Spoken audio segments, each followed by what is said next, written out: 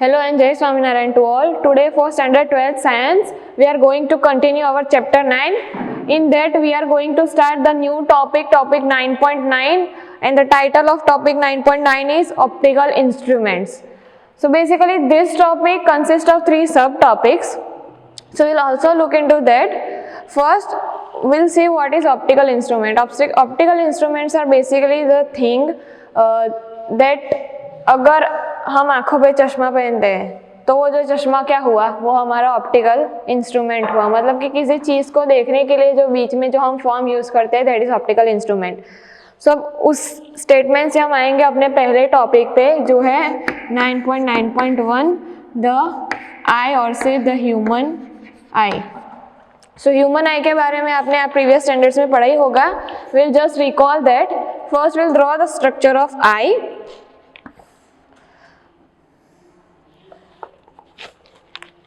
So this thing that I am drawing right now is the crystalline lens. This thing is crystalline lens.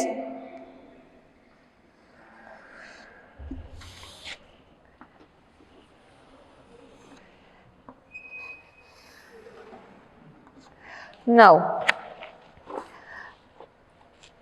this thing is the iris part.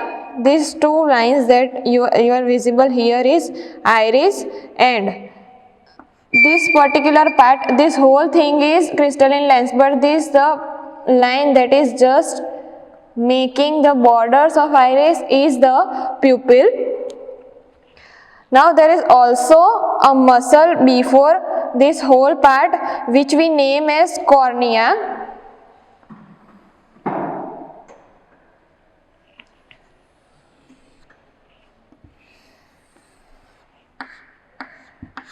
So we'll just name all these parts. This is crystalline lens.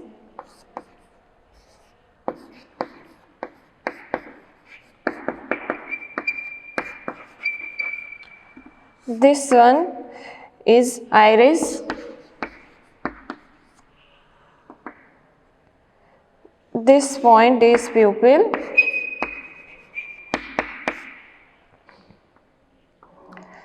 This muscle is our cornea, and another thing is ये जो part है हमारा उससे हम कहेंगे एक्वेनस humour.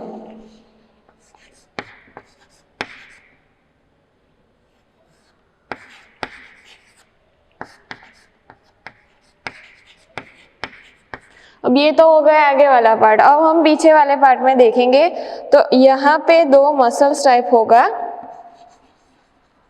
उससे हम बोलेंगे ciliary muscles.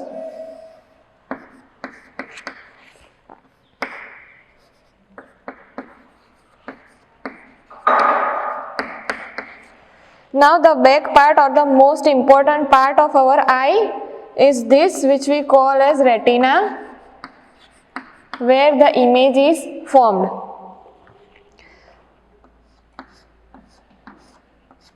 And this nerve is called optic nerve.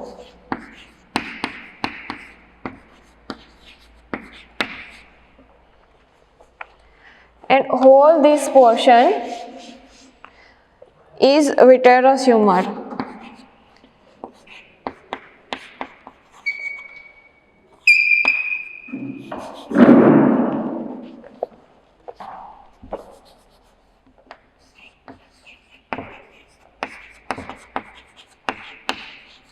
So this is the basic structure of eye, and by step by step drawing you all know that which part is called which. Okay, so now we'll see what these different parts do. So first of all, when the light ray is incident on our eye, light enters through a curved front surface. This front surface we know that is cornea. So light will first pass from this surface.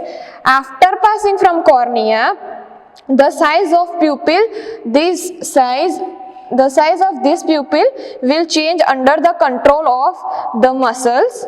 The light is further focused on retina, on this part which is retina, that I told you that the light is focused on retina, means image will be formed at retina. Now the retina is a film of nerve fiber covering the curve of the back surface of the eye. Retina contains rods and cones. So retina will contains rods, and another thing that retina contains is cones. So what the rods is? तो rod क्या है? जो हमारी आंखों के बीच में एक black dot होता है, उसके आजू बाजू में जो मसल्स होते हैं वो रॉड्स होते हैं. और कोन्स क्या होता है कि अगर कोई भी कलर की लाइट, अगर पर्टिकुलर कलर हमारी आंख में इंसिडेंट होता है, वेदर इट इज ब्लू और रेड, तो वो उस कलर को, वो जो ओरिजिनल कलर है उसी कलर में हमारी आंख को देखने में सक्षम बनाता है, वो चीज है कोन्स. सो ये दो is contained in retina. Now the retina respectively and transmit electrical signals via optic nerve to brain. अभी जो इलेक्ट्रिकल सिग्नल्स होते हैं जो हमारे ब्रेन तक पहुंचते हैं वो इस ऑप्टिक नर्व से पास होते हैं. मतलब ऑप्टिक नर्व जो है वो इलेक्ट्रिकल सिग्नल्स को हमारे ब्रेन तक पहुंचाने का काम करती है. The shape, curvature and therefore the focal length of lens can be modified somewhat like ciliary muscles. Ciliary muscles क्या काम करते हैं? जो ऑब्जेक्ट है उसको प्रॉपर फोकस में लाते हैं so that we can see that object clearly. So वो जो ऑब्जेक्ट है उसकी फोकल लेंथ को सेट करता है देखने के लिए कि क्लियरली ऑब्जेक्ट उसके ऊपर से हम देख सकते हैं. Now These are the different parts.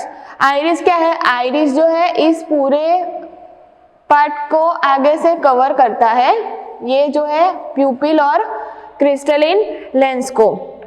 Now दूसरी चीज देखने वाली ये है कि आपने प्रीवियस स्टैंडर्ड में पढ़ाई होगा कि नॉर्मल आई जो है वो 25 सेंटीमीटर से इन्फिनिटी तक देख सकती है. लेकिन जब ह्यूमन आई की बात आती है तो बात उससे जुड़े डिफेक्ट्स की भी आती है. सो वो भी हम देख लेंगे. तो पहला डिफेक्ट जो हम देखने जा रहे हैं, let me show you that by drawing a figure. Assume that this is our human eye. Now एक डिफेक्ट ऐसा होता है कि यहाँ से जब लाइट हमारी आंखों में फोकस होती है तो उसकी जो इमेज फॉर्म होती है वो पर्टिकुलर इस पॉइंट पे इमेज बनती है, जबकि इमेज बननी चाहिए यहाँ पे रेटिना पे. सो जब इमेज रेटिना से आगे फॉर्म होती है तो उस डिफेक्ट को हम कहते हैं नियर sightedness और we can call it as myopia. अब इसको ठीक करने के लिए हमें यूज करना होगा कॉनकेव लेंस. सो जब हम ऐसा कॉनकेव लेंस यहाँ पे बीच में रख देंगे हमारी आई के एग्जैक्ट आगे, और जब लाइट रे यहाँ से फोकस होगा तो वो जो इमेज बनाएगा वो एग्जैक्टली यहाँ पे रेटिना पे बनाएगा.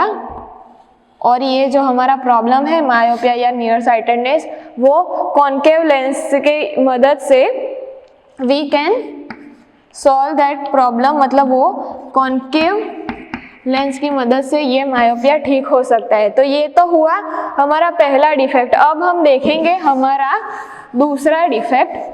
तो दूसरे डिफेक्ट में क्या होता है कि दूसरे डिफेक्ट में ये जो लाइट रेज जब हमारी आई पे फोकस करेंगे तो ये जो इमेज बनाएंगे वो यहाँ पे पीछे की साइड पे यहाँ पे इमेज बनाएंगे. ठीक है, तो जब पीछे की साइड पे इमेज बनाएंगे तो उस डिफेक्ट को हम बोल सकते हैं फार साइटेडनेस, और we can call it as hypermetropia. Right. अब इस पर्टिकुलर प्रॉब्लम को हम कैसे ठीक कर सकते हैं? तो उसे ठीक करने के लिए हमें यहाँ पे कॉनकेव लेंस के बदले अब कॉन्वेक्स लेंस का यूज करना होगा. सो यहाँ पर हम कॉन्वेक्स लेंस यूज करेंगे और जब रेज इस कॉन्वेक्स लेंस में से पास होंगे तो वो यहाँ पे हमारे रेटिना पे इमेज बनाएंगे. So we use convex lens now in order to solve the problem of hypermetropia और फार साइटेडनेस। अब ये तो हुआ दूसरा। अभी एक तीसरे टाइप का डिफेक्ट भी है जिसमें क्या होता है कि कभी कभी ना कई लोगों का ऐसा प्रॉब्लम होता है कि आप उनको ऐसी वर्टिकल और हॉरिजॉन्टल दोनों लाइन देखने को कहोगे तो वो या तो वर्टिकल लाइन को फोकस कर पाएंगे या तो हॉरिजॉन्टल लाइन को फोकस कर पाएंगे, दोनों को एक साथ फोकस नहीं कर पाएंगे। और इस प्रॉब्लम को हम क्या कहेंगे? एस्टिग्मेटिज्म। ये प्रॉब्लम है एस्टिग्मेटिज्म। तो इसमें जो इमेज यहाँ पे फॉर्म होगी हमारे रेटिना पे, फॉर्म यहीं पे होती है, लेकिन उनको जो इमेज दिखाई देगी ओरिजिनल इमेज होती है। सपोज कि ऐसी हमारी ओरिजिनल इमेज है लाइक दिस, लेकिन जो इस प्रॉब्लम से सफर कर रहे होंगे उनको यही इमेज कुछ इस तरीके की दिखाई देगी।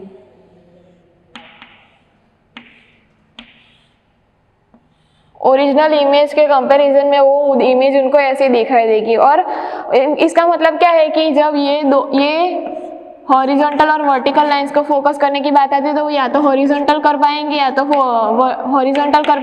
वो वर्टिकल लाइन फोकस कर पाएंगे, और उस प्रॉब्लम को हम एस्टिग्मेटिज्म कहते हैं। अब इसको करेक्ट करने के लिए एक सिलिंड्रिकल लेंस आता है।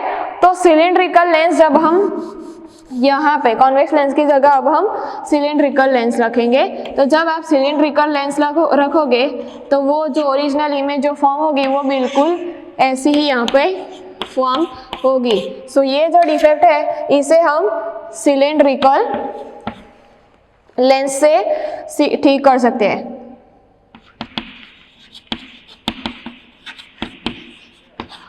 सो ये तो था हमारा टॉपिक द आई और से द ह्यूमन आई, और उसके 3 टाइप्स के डिफेक्ट देखे हम। अब हम मूव करेंगे हमारे दूसरे टॉपिक की ओर जो है टॉपिक नंबर 9.9.2 द माइक्रोस्कोप। इसमें हम देखेंगे कि माइक्रोस्कोप का इंटरनल फॉर्मेट कैसा होता है और उसके बेस पे हम उसकी कुछ इक्वेशंस निकालेंगे। So let's start the topic the microscope। इस टॉपिक के अंदर हम सिंपल और कंपाउंड दोनों टाइप के माइक्रोस्कोप का स्ट्रक्चर और इक्वेशंस डिस्कस करेंगे कि सिंपल माइक्रोस्कोप में कैसे कैसे लेंस होते हैं और कौन से यूज होते हैं, उससे जो इमेज फॉर्म होती है वो कैसी होती है, ये सब हम इस टॉपिक में डिस्कस करेंगे। So first will start with simple microscope. Okay, so पहले तो इसकी फिगर देख लेते हैं कि सिंपल माइक्रोस्कोप की फिगर कैसी होती है। तो इसमें तो पहले तो सिंपली एक लेंस होगा, convex lens. Now principal axis होगा, this is our principal axis. यहाँ पे सपोज हमने एक हाइट h का ऑब्जेक्ट रखा है, तो यहाँ से जो लेंस तक की ये वाली जो होगी ये डिस्टेंस हमारी ऑब्जेक्ट डिस्टेंस होगी, और यहाँ पे मैं एक डॉटेड लाइन ड्रॉ कर दे रही हूँ। ये किस लिए है ये मैं आपको बाद में बताऊंगी। यहाँ से यहाँ तक का जो डिस्टेंस होगा वो उससे हम डिनोट करेंगे। सपोज हम यहाँ से माइक्रोस्कोप में देख रहे हैं, ठीक है। तो क्या होगा कि जब इस इमेज को हम इस पर्टिकुलर एंगल से देखेंगे तो जो इसकी जो मैग्नीफाइड इमेज, अब मैग्नीफाइड इमेज क्यों, क्योंकि कभी भी आप जब माइक्रोस्कोप में देखोगे तो ये लेंस यहाँ से देखोगे तो इस साइड में जो इमेज होगी वो आपको बड़ी दिखेगी। तो जब यहाँ से आप इस पर्टिकुलर ऑब्जेक्ट को देखोगे तो इसकी इमेज जो फॉर्म होगी वो इतनी मैग्नीफाइड होगी। तो this line is our magnified image that we see after that, जो हम इस लेंस के इस साइड पे देखेंगे। तो इस मैग्नीफाइड इमेज से यहाँ तक का जो डिस्टेंस है वो हमारा, हम कह सकते हैं कि इमेज डिस्टेंस है, ठीक है। अब इसके बेसिस पे हम फॉर्मूला निकालेंगे तो पहली तो हम द लीनियर मैग्निफिकेशन m, अब जब मैग्निफिकेशन की बात आई है तो हम मैग्निफिकेशन m की फॉर्मूला निकालेंगे।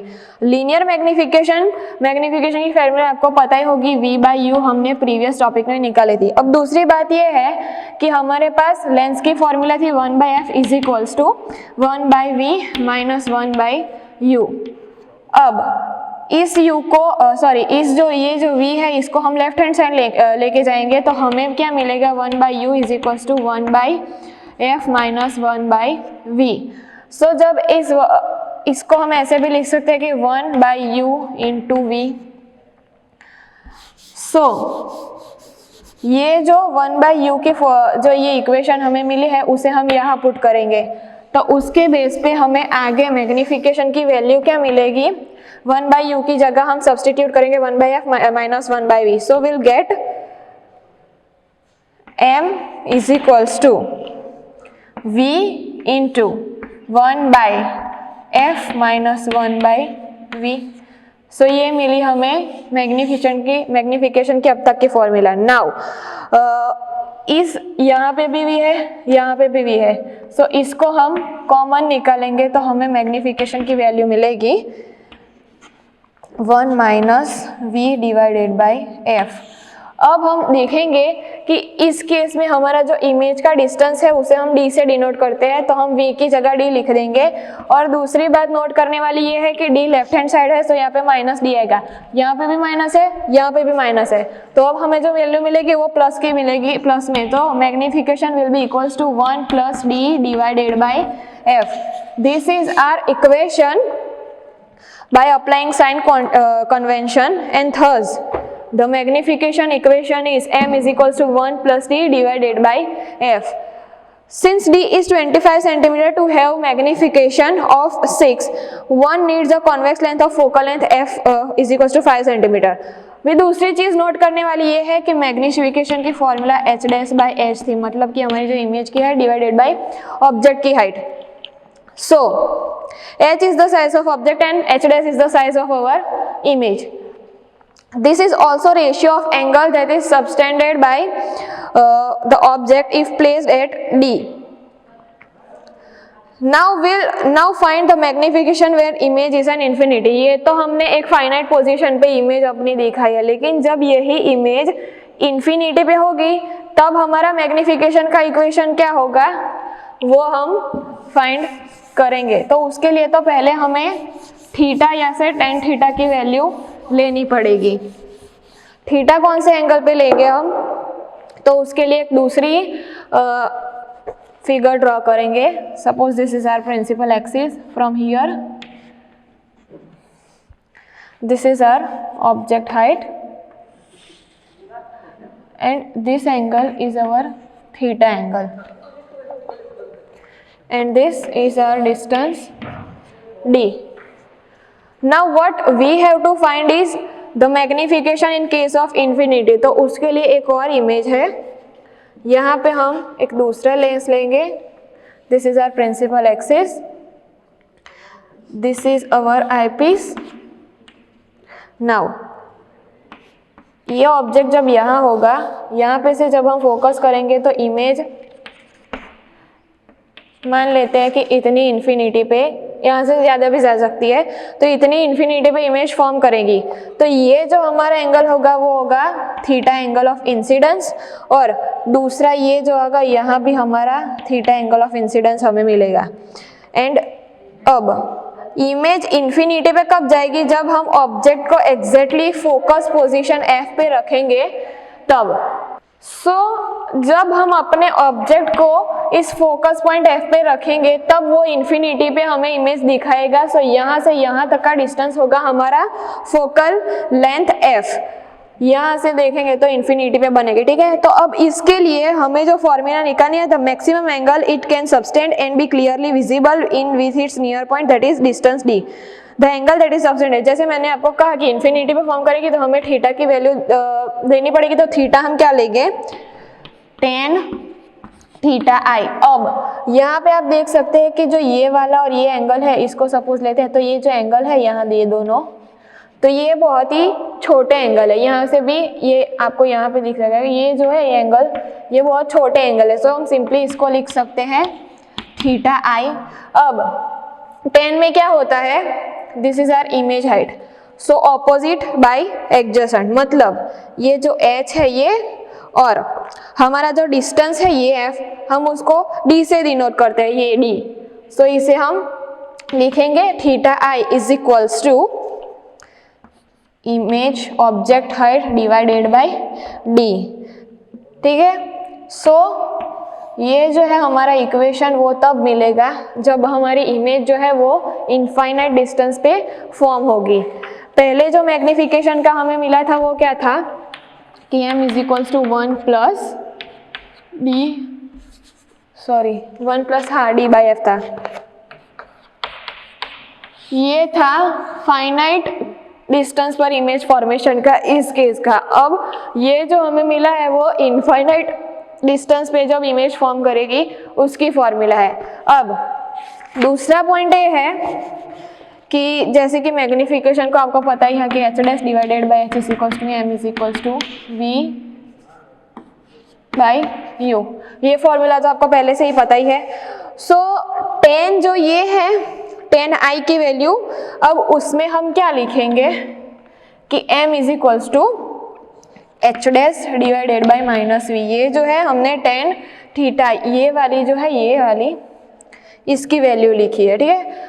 सो अब इसके बेसिस पे हम ये भी लिख सकते हैं कि मैग्निफिकेशन की फॉर्मूला जो हमें मिली थी m इज इक्वल्स टू ये जो v बाई यू है, तो h डैश माइनस वी उसको मल्टीप्लाई करेंगे v बाई यू से, मतलब h डैश, और जब इससे मल्टीप्लाई करेंगे तो जो ये h डैश है वो इनफाइनाइट डिस्टेंस पे है, सो हम अपनी ऑब्जेक्ट की हाइट ले लेंगे तो भी हम फाइंड कर सकते हैं। तो हमें क्या मिलेगा h by minus V into V by U, so ये v कैंसिल आउट हो जाएगा और हमें क्या मिलेगा h divided by minus you. तो ये तो मिला हमें इक्विवेलेंट थीटा की वैल्यू, ठीक है। अब हमारा जो ये u है इस केस में जो है वो हमारा फोकल लेंथ f है, सो u के बदले हम f की वैल्यू f लिख देंगे। सो हमें क्या मिलेगा कि theta i is equals to h divided by f। अब यहाँ से माइनस क्यों चला गया, क्योंकि यहाँ पे ऑलरेडी माइनस हमारे पास है और ये लेफ्ट साइड में है तो ये भी माइनस f होगा, तो माइनस माइनस प्लस हो जाएंगे, तो हमें थीटा आई की वैल्यू मिली h डिवाइडेड बाई f। अब हमारा जो h है, अब हम टोटल मैग्निफिकेशन फाइंड करेंगे, तो total magnification will B theta I into theta zero. So theta zero हमारा क्या है कि जो हमने प्रीवियसली ये जो वैल्यू फाइंड की थी ना वो एक्चुअली हमारी थीटा जीरो की वैल्यू है और ये है हमारी थीटा आई की वैल्यू। सो हम इसे सब्सटीट्यूट करेंगे theta i divided by theta zero में, तो that will be equal to h by f whole divided by h by d. ये हमें क्या देगा h into d divided by h into f, h cancel out, that's why will get d divided by f। सो हमारी magnification की equation क्या हो गई, m is equals to d divided by f in the case of image that is formed at infinity. तो ये तो था सिंपल माइक्रोस्कोप का कॉन्सेप्ट। अब हम मूव करेंगे कंपाउंड माइक्रोस्कोप के कॉन्सेप्ट में। और बेसिक में आपको बता दूं कि सिंपल माइक्रोस्कोप ने हमने एक ही लेंस लिया था, कंपाउंड माइक्रोस्कोप में हम एक लेंस से नहीं ले सकते, उसमें हम दो लेंस लेंगे, एक स्मॉल वन एंड दूसरा है वो जो उससे बड़ा वाला, और फिर उसके बेसिस पे हम उसकी इक्वेशंस निकालेंगे। सो first will look at the figure of compound microscope कि उसका स्ट्रक्चर कैसा होता है। सो उसमें पहले तो हम एक बिग लेंस ले लेंगे और एग्जैक्ट उसके आगे एक दूसरा small one. Principal axis, this is our eyepiece from which we are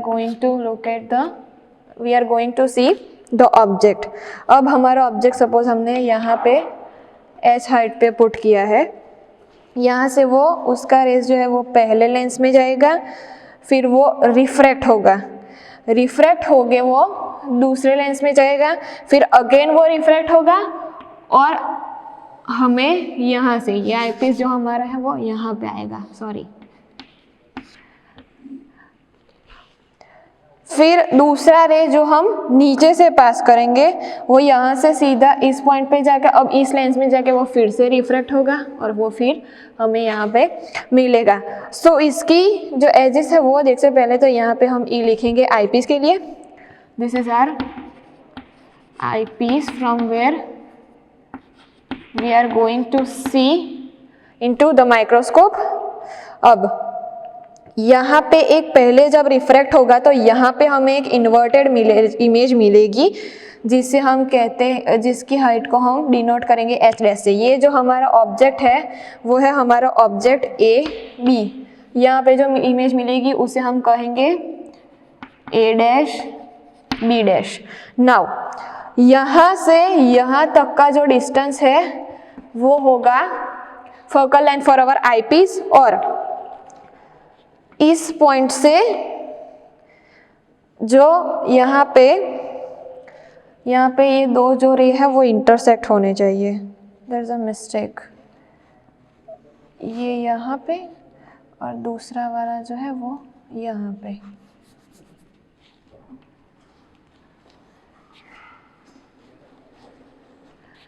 तो ये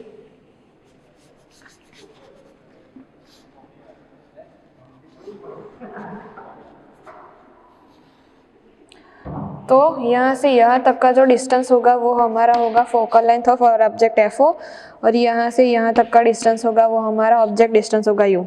अब यहाँ पे हमें दो एंगल मिलेंगे, एक एंगल यहाँ पे और दूसरा एंगल इस पॉइंट पे, इससे हम कहेंगे बीटा, और ये भी हमारा एंगल होगा beta.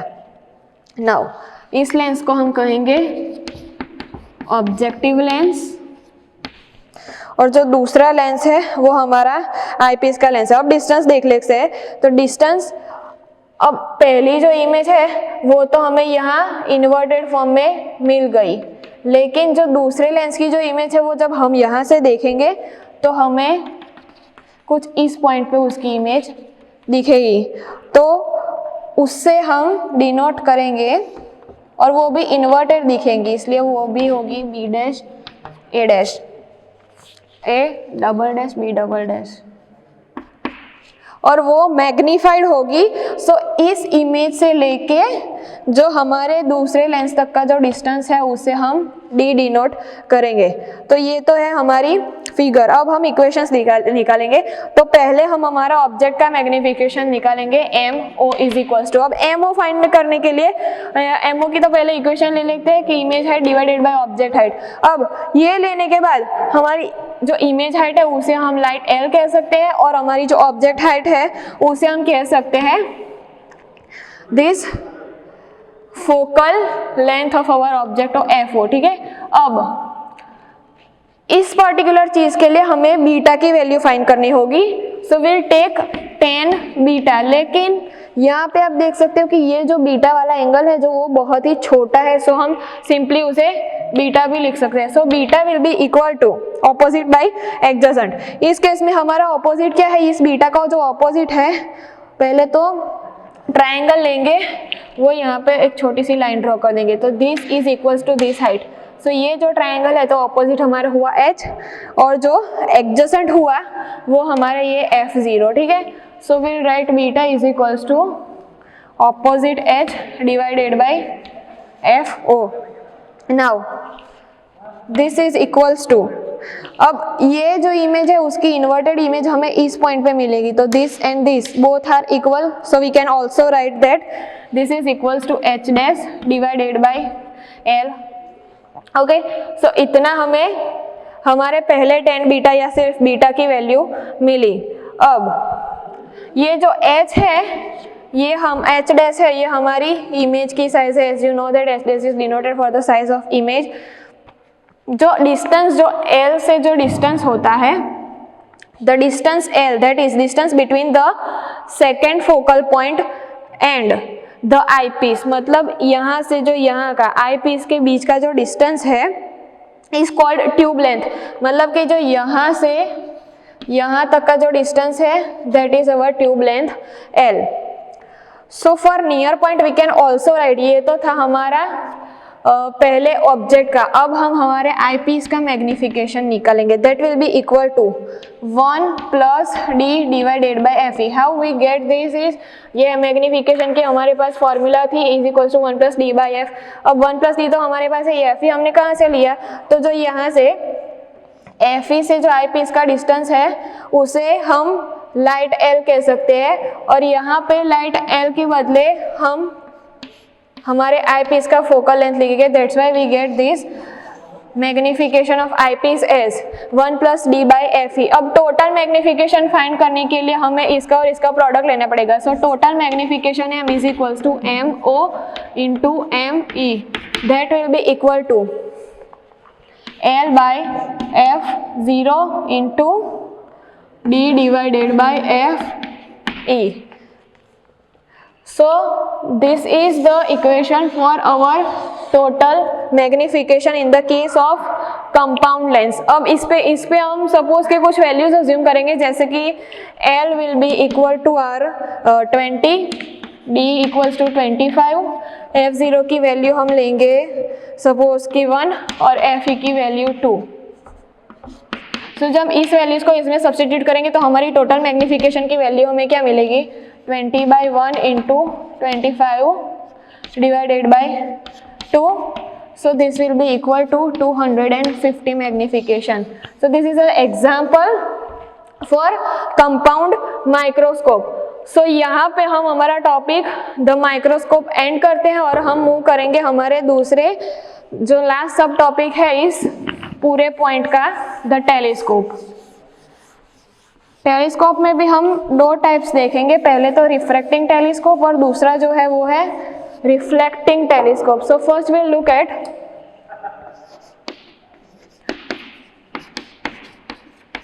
The telescope.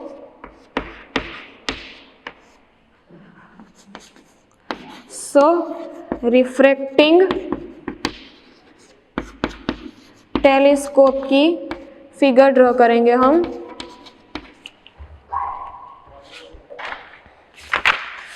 So telescope में बेसिकली होते दो लेंस है, लेकिन जब हम दो लेंस यूज करेंगे तो उसकी जो हमें इमेज मिलेगी वो इन्वर्टेड मिलेगी. इसलिए हम ये नहीं अज्यूम कर सकते कि दो ही लेंस होते हैं, उसमें मल्टीपल नंबर्स के लेंस होते हैं, लेकिन यहाँ हम सिंप्लिसिटी के लिए सिर्फ दो लेंस यूज करेंगे. तो पहला लेंस होगा यहाँ पे हमारा आईपीस के नजदीक का, और दूसरा लेंस जो होगा वो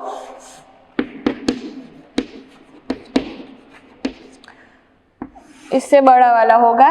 टेलीस्कोप का इस्तेमाल हम बेसिकली टेरेस्ट्रियल ऑब्जेक्ट्स को देखने के लिए करते हैं. ये है हमारा प्रिंसिपल एक्सिस, ये है हमारा आईपीस जहाँ से हम देख सकते हैं. अब जब यहाँ से जो लाइट रे इस पे फोकस करेंगे वो पहले तो रिफ्रैक्ट होके यहाँ पे जाएंगे और फिर हमारी आइज तक पहुँचेंगे. दूसरा रे जब हम यहाँ से रिफ्रैक्ट करेंगे अगर सेंटर पे, तो जब सेंटर से रिफ्रैक्ट करेंगे तो वो इस पॉइंट पे रिफ्रैक्ट होके वापस हमें यहाँ पे मिलेंगे. सो जो ये वाला जो है वो हमारा पहला इमेज है inverted B dash a dash. ये है हमारा जो ये वाला जो है वो है हमारा ये ऑब्जेक्टिव रे.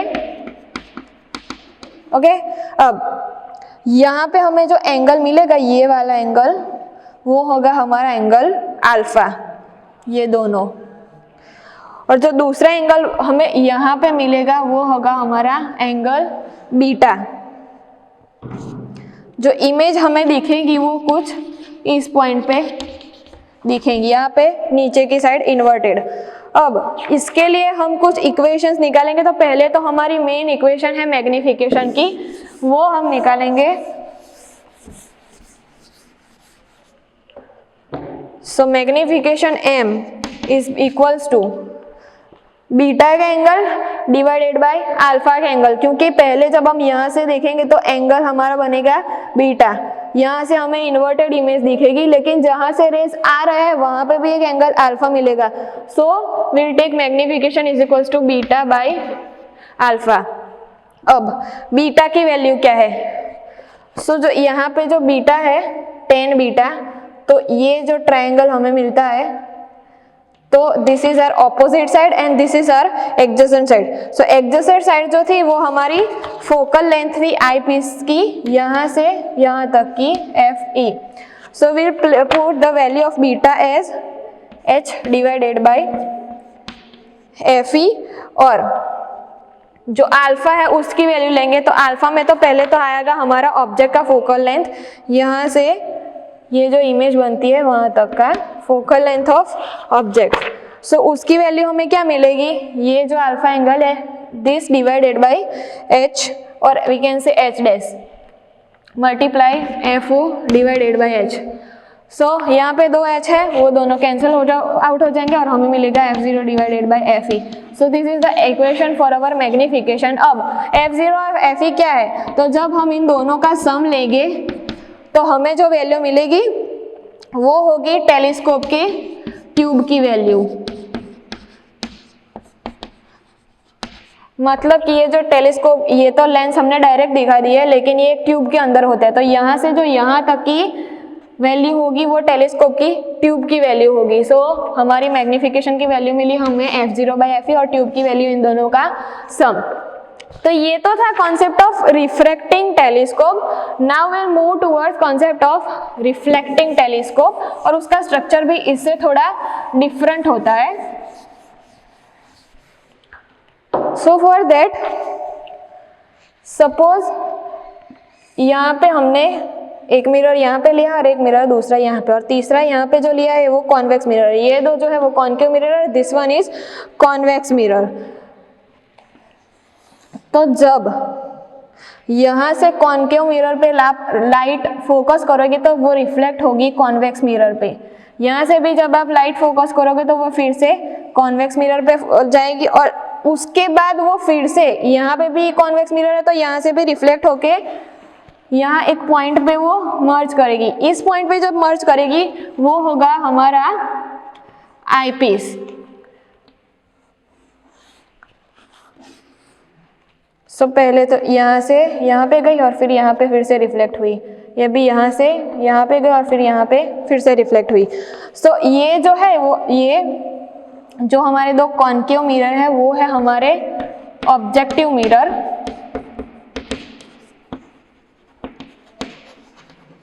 और ये जो कॉन्वेक्स मिरर है वो है हमारा सेकेंडरी मिरर।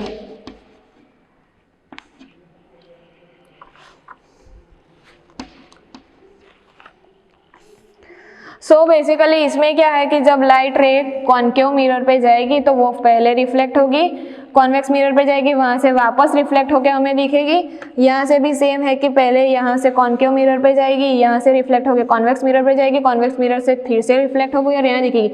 और जो हमें ऑब्जेक्ट इसका दिखेगा वो यहाँ से स्ट्रेट, यहाँ पे एक स्ट्रेट लाइन ड्रॉ कर देंगे। सो जो हमें ऑब्जेक्ट दिखेगा वो डबल रिफ्लेक्शन से सफर होके हमें दिखेगा। सो ये था simple, this is so simple. इसमें हम ना कोई इक्वेशन निकलेंगे ना कुछ भी, this is the simple theory of reflecting telescope.